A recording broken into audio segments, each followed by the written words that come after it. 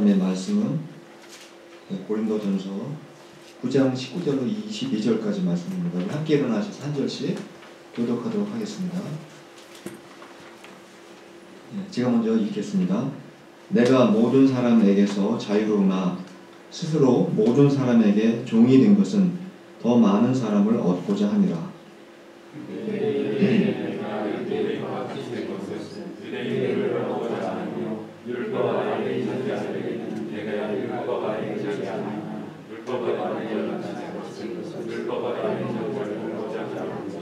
율법 없는 자에게는 내가 하나님께는 율법 없는 자가 아니요 도리어 그리스도의 율법 아래에 있는 자이나 율법 없는 자와 같이 된 것은 율법 없는 자들을 얻고자 함이라. 약한 자들에게 내가 약한 자와 같이 된 것은 약한 자들을 얻고자 함이요 내가 여러 모습이 된 것은 아무쪼록 몇 사람이라도 구원하고자 함이니. 아멘. 앉아주시겠습니다. 여러분들은 자신의 성격에 대해서 어느 정도나 만족하시면서 생각하고 계시는지 모르겠습니다. 어떤 분을 만나면 자신은 화가 나면 소위 말해서 뚜껑이 열린다고 이렇게 말씀하시는 분이 있습니다. 그 감정 컨트롤이 너무 어려워서 힘들어하는 분도 있습니다. 한국에서는 아파트의 그 층간 소음 때문에 심지어 아래층 사람이 위층 사람을 화가 나서 그 참지 못해서 살인하는 이런 사건도 종종 뉴스를 통해서 보게 됩니다. 또 어떤 사람은 한번 사람을 미워하게 되면 그 미움의 감정을 통제하지 못해서 얼굴도 쳐다볼 수 없을 정도로 그 심한 미움의 감정에 붙잡히는 분도 계십니다. 또 반대로 어떤 분들은 너무 억울해서 정말 이때는 꼭 싸워야 할 상황인데도 불구하고 막상 그런 상황이 되면은 입에서 말 한마디 나오지 못해서 끙끙 앓다가 너무 억울해 당하는 이러한 분들도 굉장히 많이 있습니다. 성경에 나와 있는 인물들 중에서 정말 한 성격하는 사람이 있다면 누구라고 생각하십니까? 저는 많은 인물들이 있지만 그 중에서 가장 대표적인 사람이 바로 사도 바울이라고 생각을 합니다. 이 사도 바울만큼 정말 성격이 강한 사람을 찾아보기는 힘들 것 같습니다. 바울은 자신의 신념에 대해서 정말 아주 강한 그 소신을 갖고 있었고 자신의 신념에 반대되는 사람들을 향해서는 항상 그 적대감을 항상 품고 다녔던 그런 사람이었습니다. 바울은 그 유대교 정통 신자로서 기독교를 특별히 아주 증오했고 기독교인들을 심하게 박해하고 핍박을 했습니다. 대표적인 그 구절이 사도행전 9장 1절로 2절에 기록이 되어 있습니다. 제가 한번 읽어드리겠습니다. 사울이 주의 제자들에 대하여 여전히 위협과 살기가 등등하여 대제사장에게 가서 다메섹 여러 회당에 가져갈 공문을 청하니 이는 만일 그 도를 따르는 사람을 만나면 남녀를 막론하고 결박하여 예루살렘으로 잡아오려 함이라. 이미 바울은 스데반이라고 하는 그 귀한 사람을 돌에 맞아 죽도록 그렇게 허락한 사람입니다. 근데 그것도 모자라서 이제는 대제사장으로부터 기독교인들을 잡아들일 수 있는 일종의 체포영장을 받아가지고 다른 나라, 그 당시 시리아의 다메섹까지 가서 기독교인들을 잡아오려고 시도하게 됩니다. 이런 그의 모습을 방금 말씀에서 어떻게 표현하고 있습니까? 위협과 살기가 등등하다. 이게 한마디로 바울의 성격을 잘 묘사하는 구절이라고 생각을 합니다.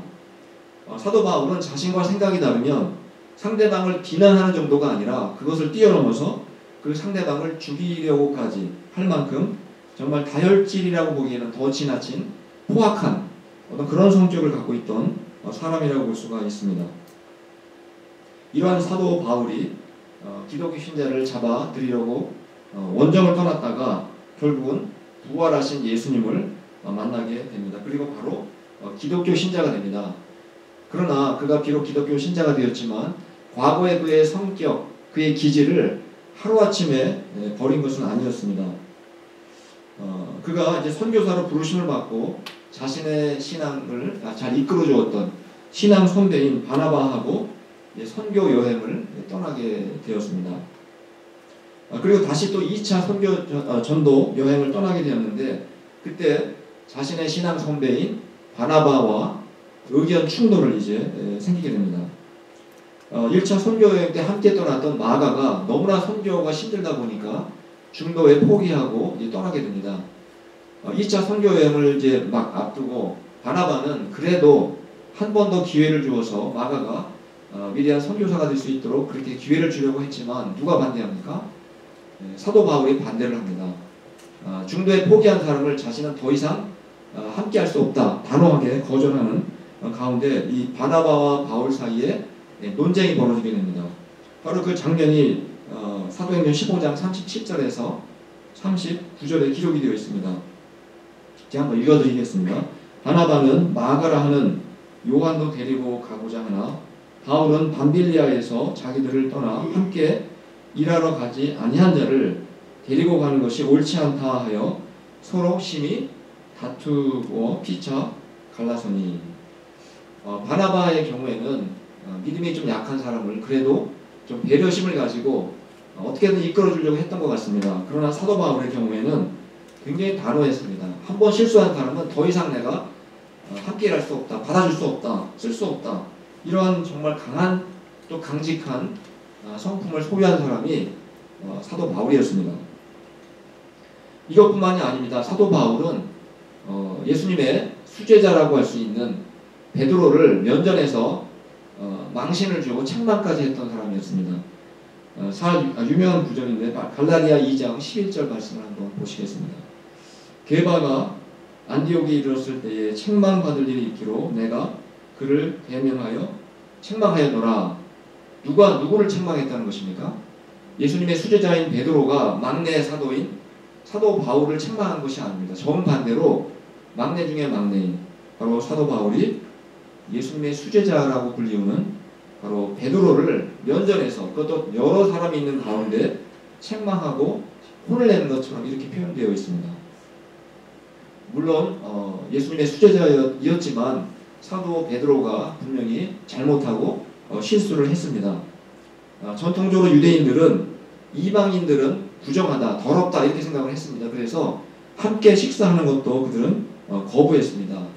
이방인과 식사를 하면 자신들이 더러워지고 한마디로 부정을 탄다 이렇게 생각을 했습니다. 근데 유대인인 베드로가 바로 이방인 그리스도인들과 함께 테이블에 둘러앉아서 식사를 하고 있었는데 때마침 그때 유대 정통 신자들이 그때 도착을 하게 됩니다. 그 소식을 듣고 베드로는 갑자기 유대인들끼리 따로 자리를 피해서 자기들끼리 식사를 하는 것이었습니다. 그 장면을 누가 목격하게 됩니까? 사도 바울이 그 장면을 목격하게 됩니다. 그래서 사도 바울은 아무리 대사도이고 예수님의 수제자이지만 그 베드로가 잘못한 그 행동을 보고 그 앞에서 요새 소위 말하는 돌직구를 그냥 날려버린 것입니다.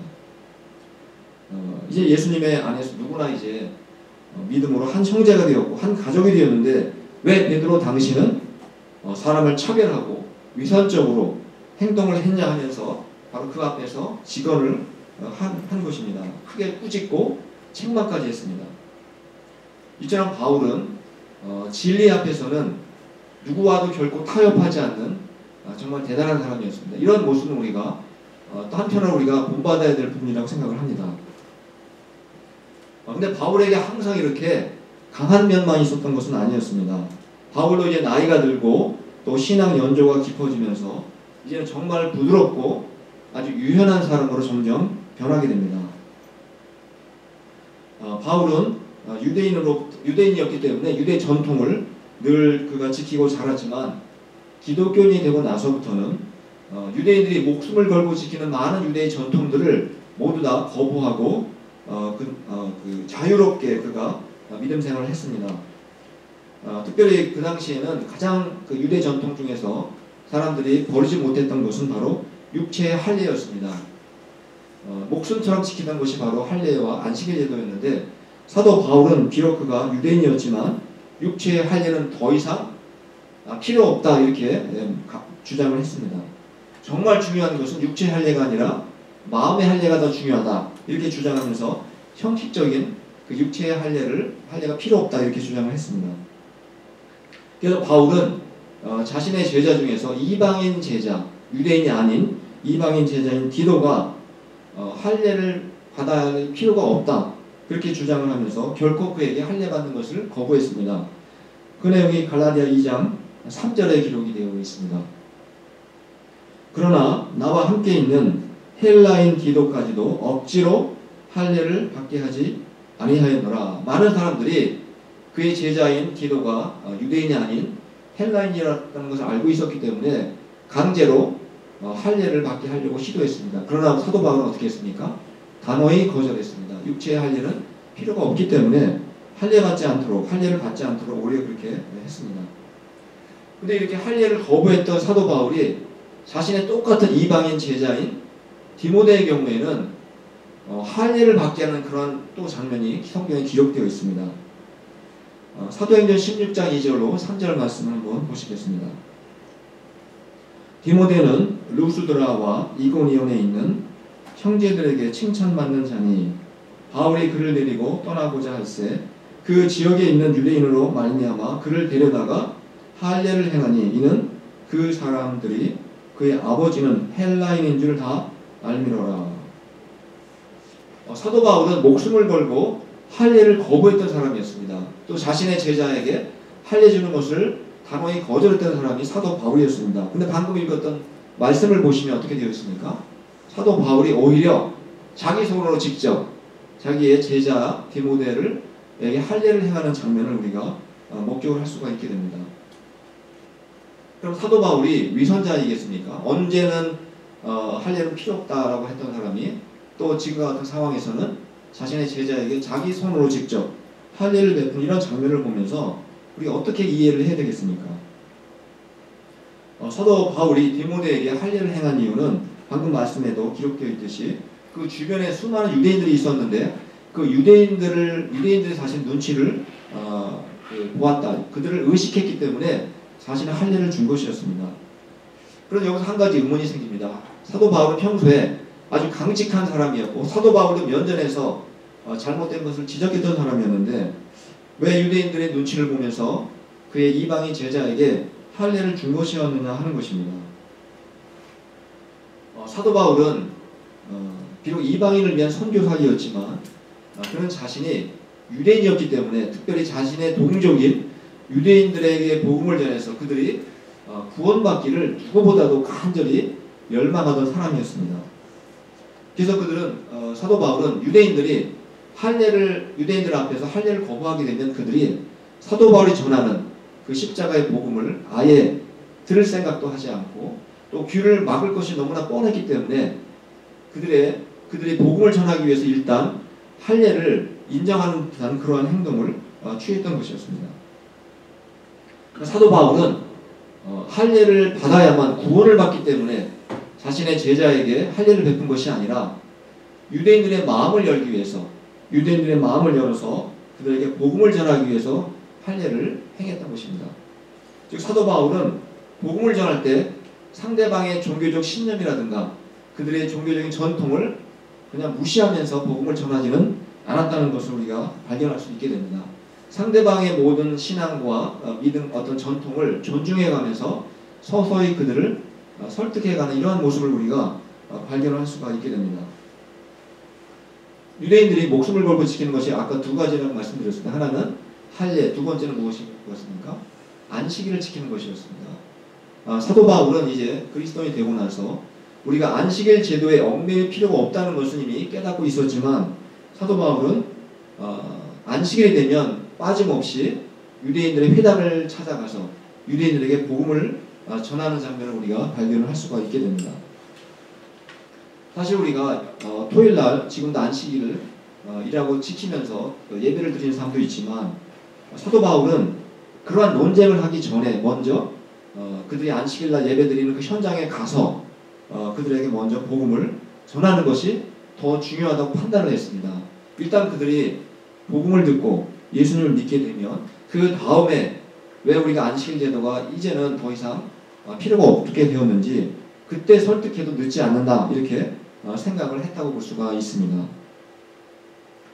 일점 사도 바울은 상대방의 어떤 신념이라든가 전통을 무시하고 복음을 전하는 것이 아니라 일단은 상대방을 인정하고 또 존중하고 배려하는 마음을 가진 다음에 그들에게 복음을 전하는 것을 우리가 발견할 수가 있게 됩니다. 예전에 제가 플로리다인가 어디에서 몇 년 전에 미국계 목사님 또 교인들이 그 이슬람의 경전인 코란을 찢어버리고 막 불에 태우는 이러한 장면들이 뉴스에 나온 적이 있었습니다. 그러한 장면을 이슬람교를 믿는 무슬림들이 보게 되면 어떤 생각을 하겠습니까? 그들은 예수님의 복음을 듣기 전에 이미 그들의 마음을 닫아버릴 것입니다. 그리고 기독교에 대해서 적대감을 가지고 결코 우리가 전하는 복음을 아예 들으려고 하지도 않게 될 것입니다. 또 한국에서 가끔 제가 듣는 예전에 요즘은 모르겠습니다. 예전에 듣는 뉴스에 의하면 어떤 기독교인들이 불교의 그 사찰에다가 절에 가서 불상의 목을 잘라버린다든가 또 그 전 안에다가 오염물질을 막 투척하는 이러한 뉴스들이 가끔 옛날에 있었던 적이 있었습니다. 왜 그런 사람이 그런 행동을 했겠습니까? 불교의 그 불상은 우상이니까 하나님 우상 섬기지 말라고 했으니까 자기 손으로 직접 가서 우상을 부수겠다고 절에까지 가서 그런 행동을 했던 것이었습니다. 그러나 불교를 믿는 사람들이 그러한 장면, 그런 뉴스를 접하게 되면 어떤 생각을 하겠습니까? 아무리 우리가 복음을 전해도 그들은 아예 귀를 막아버릴 것입니다. 일단 우리가 그들의 진리를 인정하지 않는다 할지라도 그들의 전통과 그들의 모든 그런 종교적인 행위를 존중하는 자세가 필요하다고 볼 수가 있는 것입니다. 하나님께서 십계명 첫 번째 계명에서 그 두 번째 계명에서 나 외에 다른 신을 섬기지 말라 그리고 우상을 만들지 말라 이러한 계명은 믿지 않는 사람들이 믿는 우상을 목을 칠하는 것이 아닙니다. 그 계명의 진정한 그 목적은 하나님을 믿는 사람들에게 명령하신 계명이라는 것입니다. 하나님을 믿지 않는 사람들이 만드는 우상을 부수라는 것이 아니라 우리가 만들어낸 우상 또 내 안에 있는 우상을 부수어뜨리라는 그런 계명의 말씀인 것이지 다른 종교인들이 만든 우상을 부수라는 말씀이 아니라는 것입니다. 옛날 중국에 그 선교를 떠났던 어떤 그 선교사님의 이야기를 제가 들은 적이 있습니다. 이 선교사님이 중국에 가서 선교를 하는데 그 동네 사람들이 선교사님을 대접하겠다고 음식을 이제 많이 준비를 했습니다. 근데 이 선교사님이 음식이 무엇인지 알게 되고 나서 도저히 음식을 먹을 수가 없었다고 합니다. 미국에서는 개는 사실상 사람처럼 취급을 받는 애완동물이라고 볼 수가 있습니다. 그러나 중국에서 그 당시에 뭐 지금도 그런지 모르겠지만 개고기는 사람들이 일상적으로 먹는 음식이었습니다. 근데 미국 선교사님이 미국 문화에 익숙했던 선교사님에게 있어서 개고기를 만들어서 이렇게 대접하는 그 중국인 현지인들의 그 대접을 보고 굉장히 심한 갈등이 생겼다고 합니다. 하지만 그들의 영혼을 구원하기 위해서 온 선교사이기 때문에 비록 자신에는 전혀 맞지 않고 꺼리끼는 것이 많았지만 그들이 대접해준 그 개고기를 맛있게 먹었다는 그런 내용을 제가 들은 적이 있습니다. 바로 우리가 복음을 전할 때에는 항상 그 상대방에 대한 그 배려가 필요하다는 것을 우리가 발견할 수가 있게 됩니다. 내가 믿는 신앙이 옳다고 해서 우리가 무조건 강요하기보다는 상대방의 감정이라든가 또 생각을 우리가 존중해 주면서 내가 믿는 신앙을 전할 때에는 온유한 마음으로 우리가 소개하는 이러한 자세가 우리에게 필요하다는 것을 우리가 알 수가 있게 됩니다. 그래서 사도 바울은 그래서 고린도전서 오늘 본문에 나오는 말씀입니다. 9장 20절 전반부에서 이렇게 말씀하고 있습니다. 앞에 한번 스크린 보시고 같이 한번 읽어보도록 하겠습니다. 시작. 유대인들에게는 내가 유대인과 같이 된 것은 유대인들을 얻고자 함이요. 바울은 물론 유대인이었습니다. 그렇지만 그는 유대 전통으로부터 이제 자유로워진 자유인이었다는 것을 그가 항상 고백했습니다. 그렇지만 그는 유대인 앞에서는 유대인들의 전통을 무시하거나 비난하지 않았다는 것입니다. 심지어 그는 유대인들을 구원하기 위해서 자기가 그렇게 거부했던 할례를 자기의 직속 제자에게 베풀 정도로 유대인들을 구원하기 위한 그들의 배려심이 컸다는 것을 우리가 알 수가 있게 됩니다. 또 고린도전서 9장 21절 말씀도 한번 같이 읽어보겠습니다. 시작. 율법 없는 자에게는 내가 하나님께는 율법 없는 자가 아니요 도리어 그리스도의 율법 아래 있는 자이나 율법 없는 자와 같이 되는 것은 율법 없는 자들을 얻고자 함이라. 율법 없는 자가 누구를 말하는 것이겠습니까? 바로 유대인이 아닌 이방인들을 저렇게 표현을 하고 있는 것입니다. 사도 바울은 민족적으로는 유대인이었지만 이방인들을 만나면 마치 자기가 이방인인 것처럼 행동을 했다는 것입니다. 예를 들어서 유대인들은 지금도 돼지고기를 먹지 않습니다. 그리고 돼지고기를 아주 부정한 그러한 고기로 그런 짐승으로 생각을 합니다. 그러나 그 당시 아마 그 사도 바울의 경우에 이방인들과 같이 식사를 하는데 그 자리에 돼지고기가 나왔다면 어떻게 했겠습니까? 난 유대인이니까 부정스러우니까 먹지 않겠다 이렇게 거부하지 않고 그들이 주는 음식은 기쁘게 맛있게 그렇게 먹었을 것이라는 것입니다. 마치 그 미국 선교사가 개고기를 맛있게 먹었듯이 유대인이었던 사도 바울도 이방인과 함께 있을 때에는 아마 돼지고기를 맛있게 먹었을 것입니다. 왜 그렇게 했다고 했습니까? 바로 하나님을 모르는 이방인들에게 복음을 전해서 그들을 구원하기 위해서 그들의 입장에서 그들을 배려하고 그들을 존중하고 그렇게 했다는 것입니다. 이러한 사도 바울의 이러한 전반적인 태도를 한 말씀으로 요약한 구절이 고린도전서 9장 22절 말씀이라고 볼 수가 있습니다. 우리 결론의 말씀이라고 볼 수 있으니까 한번 이것도 같이 읽어보도록 하겠습니다. 시작. 약한 자들에게 내가 약한 자와 같이 된 것은 약한 자들을 얻고자 함이요 내가 여러 사람에게 여러 모습이 된 것은 아무쪼록 몇 사람이라도 구원하고자 함이라. 오늘 설교 말씀 초반에 말씀드렸듯이 사도 바울이 어떤 성격의 소유자였습니까? 그는 아주 강한 성격의 소유자였습니다. 하지만 그는 약한 자를 만날 때에는 자신도 아주 약한 사람의 모습으로 그들에게 다가섰다는 것입니다. 요즘식으로 얘기하면 그는 중국 사람을 만나면 중국 사람처럼 그들을 대했고 멕시코 사람을 만나면 멕시코 사람처럼 그 상대방의 전통과 그들의 어떤 그 습관을 다 존중해주면서 그렇게 만났다는 것을 우리가 알 수가 있습니다. 왜 그렇게 했다고 했습니까? 마지막 부분에 뭐라고 되어 있습니까? 아무쪼록 몇 사람이라도 구원하기 위해서 그렇게 했다는 것입니다.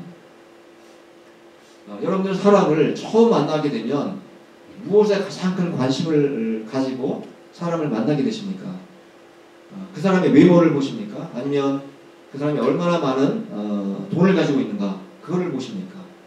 아니면 얼마나 직장에서 높은 자리를 차지하고 있는지, 아니면 공부를 얼마나 많이, 얼마나 좋은 대학을 나왔는지 거기에 관심을 갖고 계십니까? 우리 그리스도인들은 사람을 만나면 제일 먼저 관심을 가져야 될 것은 과연 상대방이 하나님을 믿는 사람인지 예수님을 믿는 사람인지 정말 구원받은 사람인지, 이것이 우리에게는 사람을 처음 만날 때 가져야 되는 가장 최고의 관심에 대한 사실입니다. 그런데 내가 만난 그 사람이 하나님도 모르고 예수님도 모르는 사람이라면 우리는 그 사람을 구원하기 위해서 노력을 해야 됩니다. 근데 우리가 주의해야 할 것은 아무리 내가 가진 복음이 옳은 복음이라 할지라도 상대방을 배려하고 그리고 상대방의 입장과 그가 가지고 있는 어떤 종교라든가 전통을 일단은 존중하면서 우리가 온유한 마음으로 다가서야 한다는 것입니다. 그렇다고 해서 우리가 알코올 중독자를 만났을 때 나도 똑같이 술을 마시고 같이 친구가 되라는 얘기는 아닙니다. 또 상대방이 마약 중독자인데 그의 형편을 인정하고 존중하기 위해서 나도 똑같이 마약을 해야 한다는 말씀은 결코 아닙니다. 우리가 사람을 다가설 때 그들을 배려하고 그 상대방을 존중하라는 말씀은 우리가 가지고 있는 진리, 복음의 진리까지 타협하라는 말씀은 결코 아닙니다. 때로는 사도 바울처럼 베드로 앞에서도 비진리를 말할 때 우리가 거부할 수 있어야 합니다. 그러나 우리가 복음의 진리는 이렇게 목숨을 걸고 지켜야 되지만 최소한 죄가 아니라면 이것이 아주 나쁜 것이 아니라면 우리는 최대한 양보할 수 있어야 되고 상대방을 배려하면서 사람에게 다가서야 한다는 것을 말씀을 드리게 됩니다. 바로 이러한 삶의 방식이 우리 그리스도인들이 이 세상을 하나님의 자녀로 살아가는 아주 기본적인 자세요 태도라는 것입니다.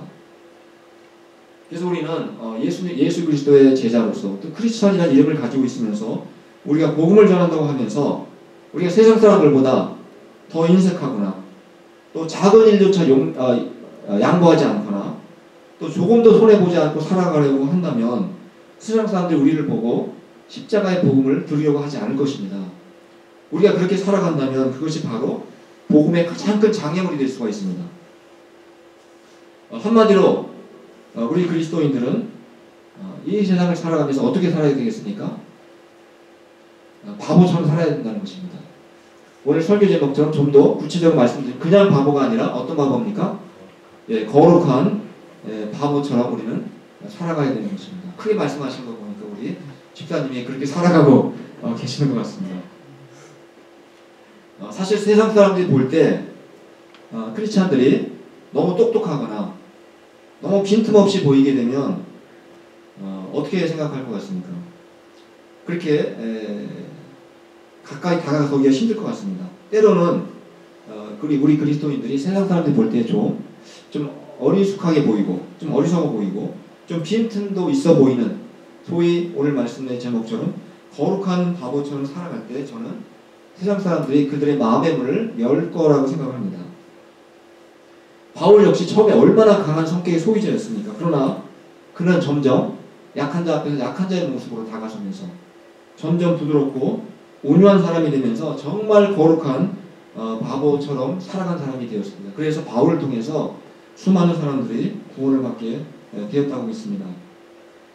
저는 저희 모든 성도님들이 이 세상을 살아가시면서 최소한 우리는 복음의 걸림돌이 되지 않기 위해서 또 장애물이 되지 않도록 심어야 한다고 생각합니다. 그러나 그것으로 그치는 것이 아니라 진리의 말씀에 어긋나는 것이 아니라면 정말 작고 사소한 일에는 우리가 최대한 양보하고 배려하는 정말 거룩한 바보로 살아갈 수 있기를 바랍니다. 그래서 우리가 한평생 그렇게 살아감으로써 사도 바울이 마지막에 고백했듯이 정말 많은 사람은 아니지만 한두 사람이라도 몇몇 사람이라도 우리를 통해서 구원받는 놀라운 역사가 일어날 수 있기를 간절히 축원합니다. 말씀을 기억하시면서 찬송 277장 부르시겠습니다. 흑암에 사는 그 많은 사람들을 우리가 온유한 마음으로 다가서서 그들을 구원할 수 있기를 바라는 마음으로 499장입니다.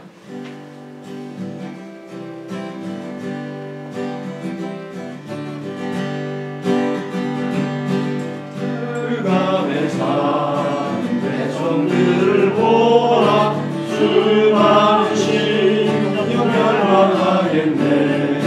그 누가 날까 주의 복음 들고 생명을 구원하는 곳으로 큰 권세 주께 있으니 큰 권세 주께 있으니 너는 가서 주의 복음 전하라. 주는 항상 지키리라. 구원의 문은 넓게 열렸으니 십자가 운명 일어나거라. 너희의 힘을 하나로 뭉쳐서 죄악의 쇠사슬을 끊어라. 큰 권세 주께 있으니 큰 권세 주께 있으니 너는 가서 주의 복음 전하라. 주와 너 항상 지키시라. 왜 너는 멸망 길을 가려느냐. 주 음성 듣고 응답하여라. 널 구원하려 예수 죽었으니 생명의 참된 복을 전하라. 큰 권세 주께 있으니 큰 권세 주께 있으니 너는 가서 주의 복음 전하라. 주가 너 항상 지키리라.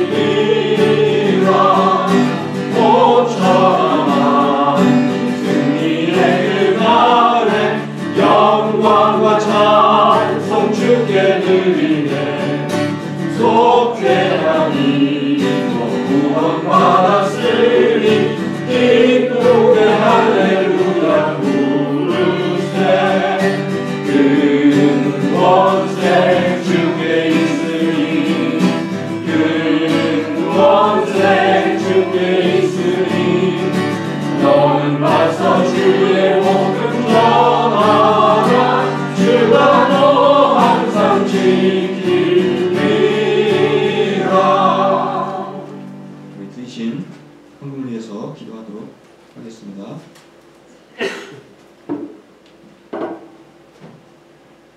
하나님 아버지, 저희가 예수님을 주님으로 믿고 난 이후에도 저희들의 과거의 습관으로부터 벗어나지 못한 부분이 있음을 고백합니다.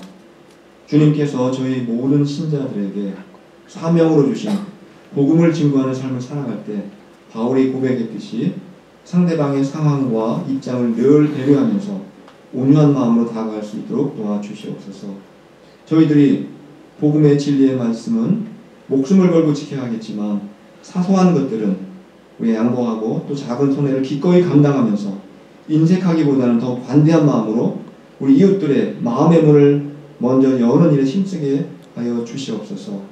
참으로 저희들이 이 세상에서 거룩한 바보로 살아가는 일을 결코 부끄러워하지 않게 도와 주시옵소서. 그래서 저희들의 삶이 사람들의 영혼을 구원하는 일에 장애물과 걸림돌이 되지 않게 하시고 바울이 고백한 것처럼 몇몇 사람이라도 우리의 삶을 통해서 구원하는 일에 우리가 귀하게 쓰임받기를 간절히 소원합니다. 오늘도 저희에게 주신 은혜에 감사하여 적은 예물을 드립니다.